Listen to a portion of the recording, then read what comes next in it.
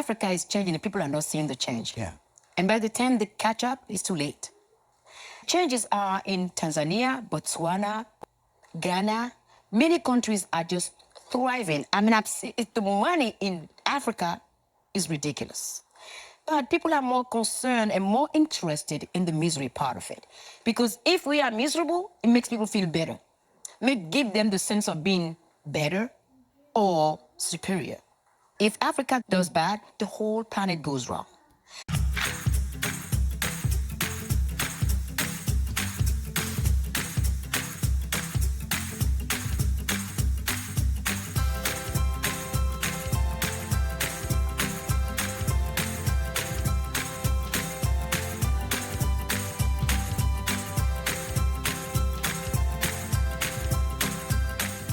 Today we have a special episode. I don't have a guest. I wanted to talk to you and have a conversation on something very important. You know that moment when someone says, I just sent 10,000 back home to start a business, and the whole room goes quiet. And we're like, what did you just say? Well, we've all heard a story like that. And for many in the diaspora, investing back home isn't just business. It's not just about making money. It's love, it's pride, it's legacy, and it's that promise that we did something for the people there. It's not that we are working just for ourselves. We are not just working abroad. We are building something. I'm building something back home. I'm making something happening for the people there. But sometimes that same passion blinds us. We jump before planning and end up learning the hard way. It could be very costly. I'm sure you have stories for us. So today we are unpacking the common mistakes that we do make while we are investing back home. Let's dive in. So, mistake number one, emotion over information. We fall in love with the idea, not the data. Maybe a friend from back home calls you one day and says, there is land available next to the new highway, or the highway is not even there yet. And they're like, oh, this highway is going to be there, and there's land there, and your heart jumps. And you're like, this is a great opportunity. But good intentions don't replace good research. It's good to fall in love and to wanting to help and or invest, but fall in love with numbers first, not the narrative only. Ask for documentation, not just declarations. If people get defensive when you ask for proof, that's your signal that you have to slow down. That's a very big red flag. What build businesses is documentation and information, accurate information. Mistake number two, family as project managers. This is interesting because we've all been in that wagon. My cousin will handle it, or my uncle is been in the business a long time. He will be able to work with it, work for me, or do stuff for me. But managing a project is not the same as running errands. It takes budgeting, planning, reporting, and accountability. And quite frankly, it takes time. And sometimes your family is not the best they have their own lives and they are not there for you. They are not your employee. Keep your family as a supportive role, not executive ones, right? Hire professionals who send you progress reports and receipts, not just promises and accountability. It's not about mistrust, it's about discipline when putting together a business. Don't be surprised if you are not getting things from your cousin. He doesn't have time to send it to you. Mistake number three, overestimating our readiness. We often think, I've managed projects here, I've managed projects in the US or in France or whatever, and I can handle a little project back home, like a farm or a factory. But readiness isn't about the money. It's about understanding the context. And from outside, you don't have access to that context. Every market has its rhythm, banking systems, labor laws, and bureaucracy. And if you don't understand them, it will cost you that small and test your assumptions.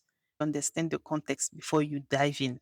Visit in person if you can, and partner with somebody in the ground, like I said before, for more accurate information because the difference between dreamer and doer is the process. So you don't want to dream only, you want to start something, but start small so that you understand what is happening before you get yourself into something. If you're ready to move from idea to implementation, that's exactly what Afro Path Consulting was created for. We help diaspora investors clarify their vision, choose the right market, and map out a concrete strategy so you don't waste time or money. Whether you need a 1-hour strategy consultation or a full market entry plan, book a call at afropathconsulting.com or use the calendar link below. Take the first step, get clarity, and let's build your roadmap. We have a dilemma as diaspora people about the political stability or instability of a lot of African countries. I was in that space too. Sometimes I'm like, elections are coming, political instability, no investment.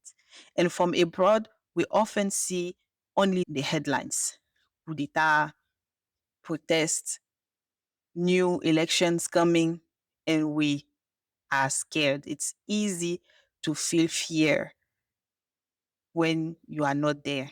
But instability isn't everywhere and isn't permanent. It's not in all countries. And while one country faces a transition or an instability, other countries like Senegal or Kenya or Rwanda or Ivory Coast for that matter, they are attracting record investment. The diaspora often paints Africa with one brushstroke. We think, oh, West Africa, and assume that all countries are risky. And really, it's not really the truth. Here's the truth. Political risks exist everywhere. The question is not, is there risk? Because there is risk. Even here, it's, do you understand it? How does this risk impact your business or idea? Or how does the government, for example, treat investors during transitions? Or are contracts honored regardless of the leadership? What sectors stay stable no matter who is in power? People will continue to live, people will continue to consume. Some sectors are more stable than others.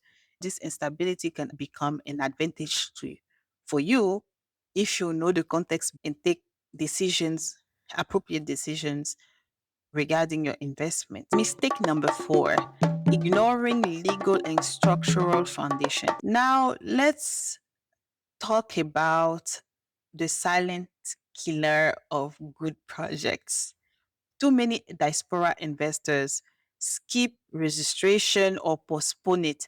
They say, I will do it once the business starts making money, or I will do it once I'm there. But without registration, you cannot open a local bank account, sign contracts, or access to finance. You lose credibility with serious partners. Not being structured is a problem for you. Every country's process is different. For example, in Ghana, if you don't have the documentation notarized, that's very important to the process. In Ivory Coast, for example, certain industries need CPC approvals. And actually, right now, everybody goes through the CPC. In Nigeria, tax obligations start immediately, even before your first sale. It's important to pay your taxes. Many get caught. They open a business, don't structure it, and then realizing that he's making what he's not paying. I'm just helping the community. That's what you are thinking. I'm not making profits yet. But to the tax officer's point of view, you are just invading taxes. And that can destroy your reputation. Get your tax identification number early. register for VAT if you need to, and learn your home country or the country where you are investing, avoid double taxation, and you want to know if you will be double taxed there and where you are living. That's something that you need to learn before you enter a country. And skipping these steps can lead you to fine, to frozen accounts, to future audits, and that's not good for business. So remember, reputation in Africa spreads fast. Be an example, not confused and costly and the one that nobody trusts. You want to be the one that people point at when it comes to organized and compliant as a business. Mistake number 5, going alone. No local networks, no mentorship. We try to manage everything remotely because we don't trust people. We think WhatsApp calls and weekend visits will solve the problem. But Africa runs on relationships. Okay. You have to build a circle, a network of people that you can trust before you get into your company. Connect with trade officers. The right introduction can save you months of frustration.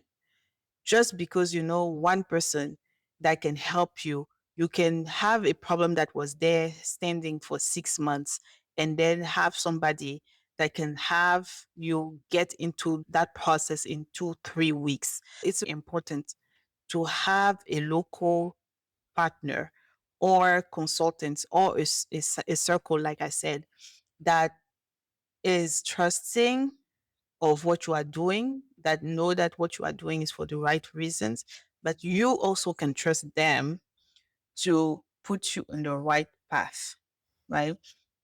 And when it comes to the diaspora, a lot of people feel like they're in a silo. They want to do it all on their own and they go, fail, start over, or even don't start at all over. They're like, okay, Africa is a bad place to invest. And that's not true because Africa doesn't lack opportunities. It's how you handle the situation that is the problem. It lacks organizations and trusted guidance. And that's where organizations like Diaspora Networks or Afro Path Consulting, these consulting firms, that's where they come in. You will think that it's extra money to start a business, but trust me, it's much better to spend $2,000 for people to help you register the right way, going on your own, and then spend 20,000 and have nothing to show for. It's important that you make right economic decisions when investing in Africa. You cannot just run and invest in Africa, but there are communities, people that have the information that you need to get there and have something sustainable and that actually makes you money. Book a consultation with one of them. I advocate for AfriPath because that's what I know. There are many more out there. Reach out, register, and start the conversation and see how they can help you start something great in Africa. So that was me today. Tell us what you've gone through and how you overcame it. We will all learn from each other that way. No blaming, no shaming, for us to learn. Africa is moving and you can be part of this story. So it's either you are part of it or you are not part of it. But regardless, Africa will be moving. So thank you. Bye bye.